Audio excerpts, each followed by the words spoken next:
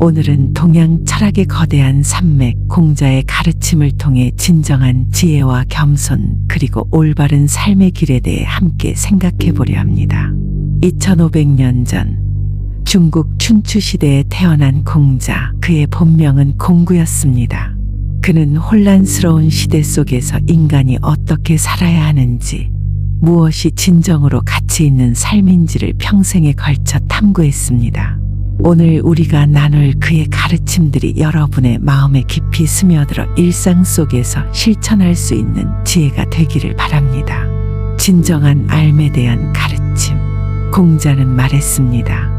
아는 것을 안다고 하고 모르는 것을 모른다고 하는 것, 그것이 진정한 삶이다. 이 말씀을 천천히 음미해 보세요. 우리는 때때로 모든 것을 아는 척하며 살아갑니다. 특히 현대 사회에서는 정보가 넘쳐나고 검색 한 번이면 무엇이든 찾을 수 있다고 착각하기 쉽습니다. 하지만 공자가 말하는 진정한 지혜는 내가 무엇을 모르는지 정확히 아는 것입니다.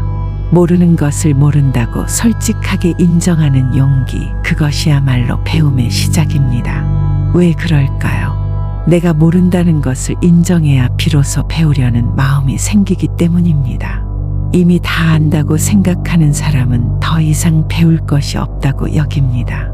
하지만 모른다는 것을 아는 사람은 항상 배움에 목말라 합니다. 겸손 속에서 배움이 자라납니다.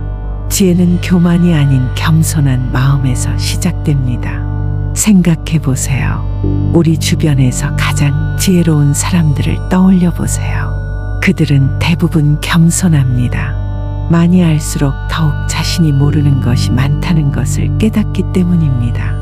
반대로 조금 아는 사람일수록 더 큰 소리를 내기 쉽습니다. 마치 빈 수레가 요란한 것처럼 말입니다. 공자 자신도 이런 겸손함의 모범을 보여주셨습니다. 평생을 학문에 바친 분이었지만 70세가 넘은 나이에도 나는 아직 배울 것이 많다 고 말씀하셨습니다. 배움과 사고의 조화.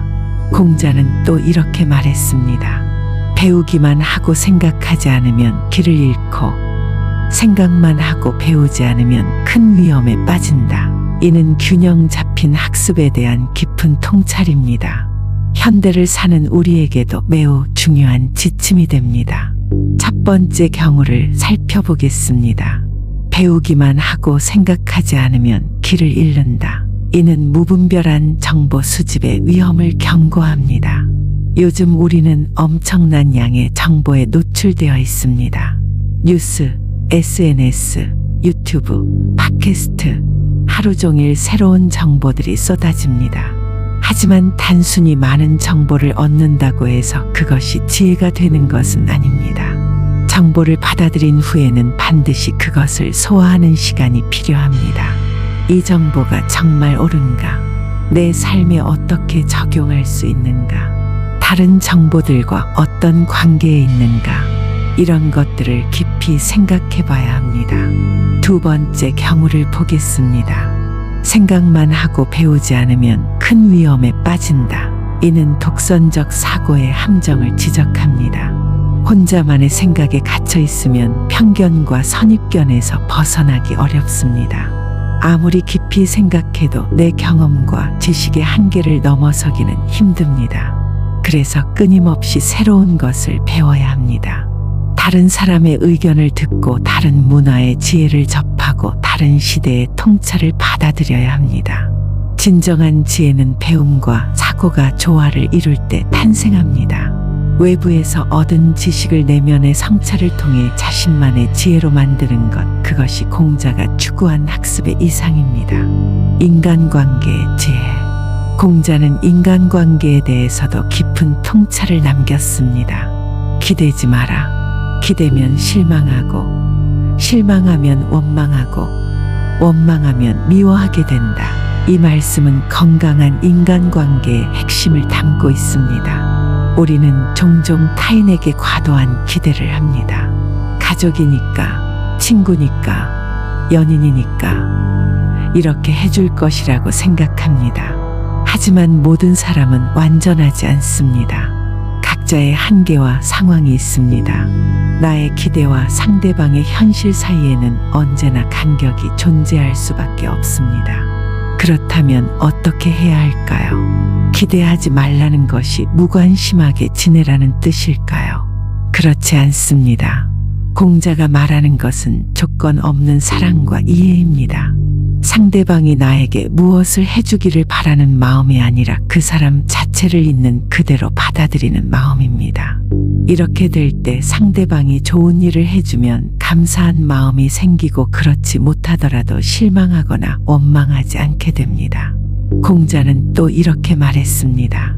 다른 사람이 나를 알아주지 않는다고 해서 걱정하지 마라.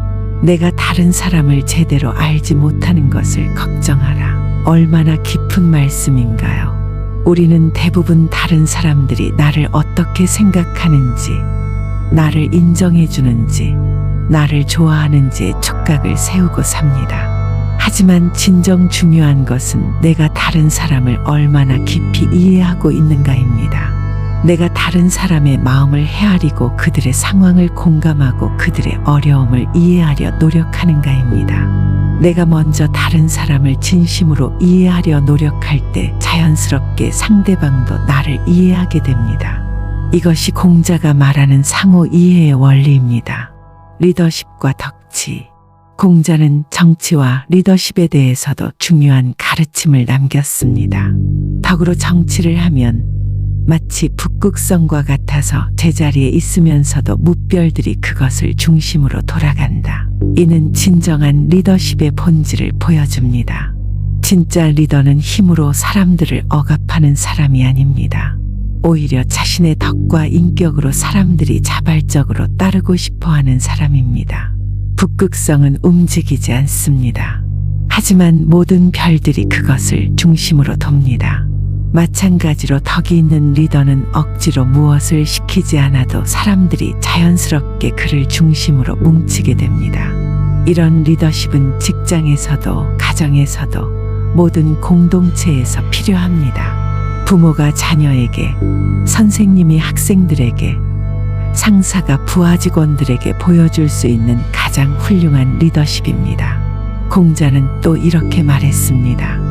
윗사람이 바르면 아래 사람들은 명령하지 않아도 따르고 윗사람이 바르지 못하면 명령에도 따르지 않는다. 이는 모범의 힘을 말합니다. 말로만 가르치는 것보다 행동으로 보여주는 것이 훨씬 강력합니다. 부모가 정직하면 아이들도 자연스럽게 정직해집니다. 상사가 성실하면 직원들도 성실해집니다. 반대로 말과 행동이 다른 사람의 말은 아무도 믿지 않습니다. 효와 인의 가르침. 공자 철학의 핵심 중 하나는 효입니다. 효는 단순히 부모에게 잘하는 것을 의미하지 않습니다. 공자는 말했습니다. 부모의 나이를 알아야 한다. 한편으로는 기뻐하고 한편으로는 두려워해야 한다. 부모님의 나이를 안다는 것은 부모님이 늙어가고 계신다는 현실을 직시한다는 의미입니다. 기뻐한다는 것은 부모님이 장수하고 계신 것에 대한 감사입니다. 두려워한다는 것은 언젠가는 이별해야 한다는 사실에 대한 경각심입니다. 진정한 효는 부모님이 살아계실 때 최선을 다하는 것입니다. 나중에 후회하지 않도록 지금 이 순간 부모님께 감사하고 사랑을 표현하는 것입니다. 공자는 인에 대해서도 깊이 가르쳤습니다. 인은 사랑, 인간다움, 자비를 의미합니다. 인을 실천하고 싶으면 먼저 내가 서고 싶을 때 다른 사람도 서게 해주고 내가 이루고 싶을 때 다른 사람도 이루게 해주어라. 이는 우리가 잘 아는 황금률의 동양적 표현입니다. 나에게 좋은 것을 다른 사람에게도 나누어 주는 것. 나의 성공을 위해서만 살지 말고 다른 사람들도 함께 성공할 수 있도록 돕는 것. 이런 마음으로 살 때 우리는 진정으로 인간다운 삶을 살게 됩니다. 현대를 살아가는 우리에게 주는 교훈. 공자의 가르침을 우리는 어떻게 현대 생활에 적용할 수 있을까요? 첫째, 겸손한 학습자가 되어보세요. 내가 모르는 것이 무엇인지 솔직하게 인정하고 끊임없이 배우려는 자세를 갖추세요. 나이가 들어도 지위가 높아져도 항상 배우는 마음을 잃지 마세요. 둘째, 균형 잡힌 사고를 하세요. 정보를 많이 얻는 것도 중요하지만 그것을 소화하고 성찰하는 시간도 가지세요. 혼자만의 생각에 갇히지 말고 다양한 의견에 귀 기울이세요. 셋째, 건강한 인간관계를 만들어 가세요. 타인에게 과도한 기대를 하지 말고 있는 그대로 받아들이려 노력하세요. 다른 사람이 나를 어떻게 생각하는지 걱정하기보다 내가 다른 사람을 얼마나 이해하고 있는지에 집중하세요. 넷째, 덕이 있는 리더가 되세요. 어떤 위치에 있든 말보다는 행동으로 모범을 보이세요. 강제로 무엇을 시키려 하지 말고 자연스럽게 따르고 싶어 하는 사람이 되세요. 다섯째, 효와 인을 실천하세요. 부모님께 감사하고 가족을 소중히 여기세요. 그리고 나의 성공만 추구하지 말고 다른 사람들도 함께 잘 될 수 있는 방법을 생각해 보세요. 마무리, 공자의 영원한 지혜. 2500년이 지난 지금도 공자의 가르침이 우리에게 깊은 울림을 주는 이유는 무엇일까요? 그것은 공자가 말한 것들이 시대를 초월한 인간의 본질적 문제들이기 때문입니다. 어떻게 배울 것인가? 어떻게 관계를 맺을 것인가? 어떻게 리더가 될 것인가?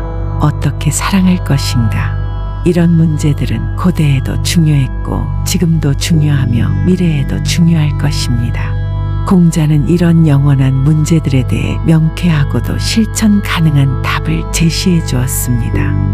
그의 가르침은 거창한 이론이 아니라 일상에서 실천할 수 있는 구체적인 지혜들입니다. 오늘부터 공자의 가르침을 하나씩 실천해 보세요. 모르는 것을 모른다고 인정하는 것부터 시작해서 가족에게 더 많은 사랑을 표현하는 것까지 작은 실천들이 쌓이고 쌓여서 여러분의 인생을 더욱 의미 있고 보람찬 것으로 만들어줄 것입니다. 공자가 말했듯이 아침에 도를 들으면 저녁에 죽어도 좋다. 고 할 만큼 가치 있는 삶을 살아가시기 바랍니다. 감사합니다.